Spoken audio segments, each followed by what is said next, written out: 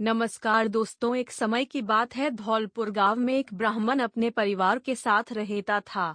उनका परिवार में उनकी पत्नी और एक पुत्र था। उसका नाम गौतम था। वह बहुत गरीब थे। उनके पास कभी कभी खाने को भी नहीं होता था।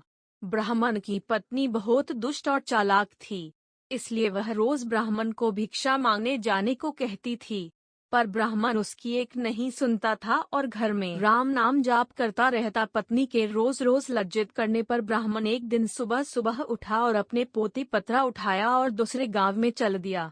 चलते चलते वह घने जंगल में पहुंचा और अंधेरा हो गया। वहां एक बड़ा सा पेड़ के नीचे बैठ गया और राम नाम जपने लगा। सुबह होने पर जब उठा तो पास के सरोवर पर स्नान करके वह आगे चला और दूसरे गांव में पहुंचा। गांव वाले उससे ना तो कोई कथा सुनना चाहते थे, ना ही कोई उसे भिक्षा दे रहे थे। वह ब्राह्मण दुखी होकर घूम फिर उसी पेड़ के नीचे आकर बैठ गया। पेड़ की जड़ में विशाल सांप का बसेरा। वह पेड़ बहुत विशाल था। उस पेड़ की जड़ में एक विशाल सांप रहता था। उस ब्राह्मण ने सोचा कि मेरी कथा तो कोई नहीं सुनता, यह कथा मैं पेड़ को ही सुना देता हूँ। वह अपनी कथा सुनाने लगा। कथा पूर्ण होने पर पेड़ के नीचे से एक नाग निकला और उस ब्राह्मण को एक स्वर्ण मुद्रा देते हुए बोला, तुम रोज यूं ही यहाँ आकर मुझे कथा सुनाया करो, मैं रोज तुम्हें स्वर्ण मुद्रा दूंगा। ब्राह्मण यह बात मान ली और ना यह बात तुम किसी को भी मत बताना, तुम्हारे सब दुख दूर हो जाएंगे। ब्राह्मण रोज ऐसा ही करता। सुबह उठकर नहा धोकर अपनी पोती पत्रा लेके वह पेड़ के नीचे पहुंच जाता और वहां बैठकर कथा सुनाता। कथा पूर्ण होने पर नाग सोने की मुद्रा भेंट करता। देखते ही देखते ब्राह्मण धनिक हो गया। पूरे गांव में यह चर्चा होने लगी कि ब्राह्मण की दशा कैसे सुधर गई। यह जरूर कोई गलत काम करता होगा। ब्राह्मण को लोगों की बातों से कोई फर्क नहीं पड़ता था। वह नित्य अपना यही कार्य करता रहता था।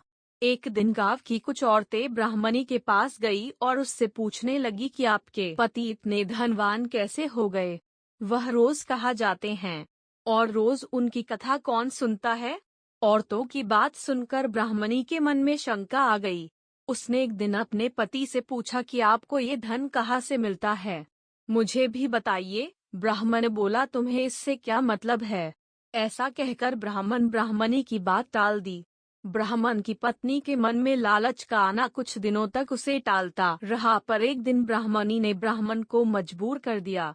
ब्राह्मण मजबूर होकर उसने अपनी पत्नी को ना की सारी बात बता दी, जिस वजह से उसकी पत्नी के मन में लालच आ गया और ब्राह्मण के खाने में नशे की दवा मिलाकर उसे खिला दिया और अपने बेटे गौतम से बोली, बेटा उस पेड़ पर जाओ और नाग को मारकर सारी संपत्ति ले आओ।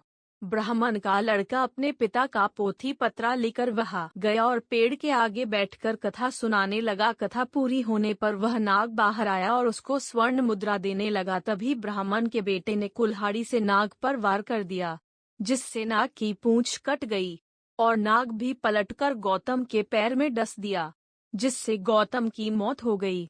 इधर जब ब्राह्मण उठा तो उसने देखा कि उसके पोती पत्रा गायब है।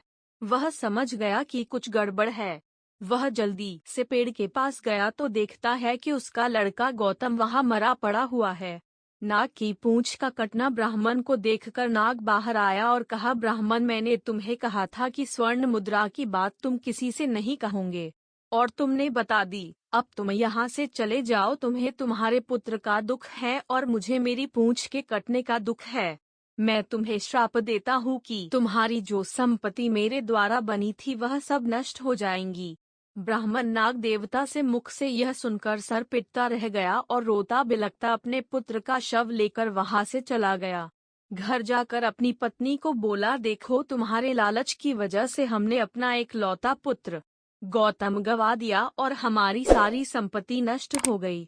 ब्राह्मणी भी रोती रही।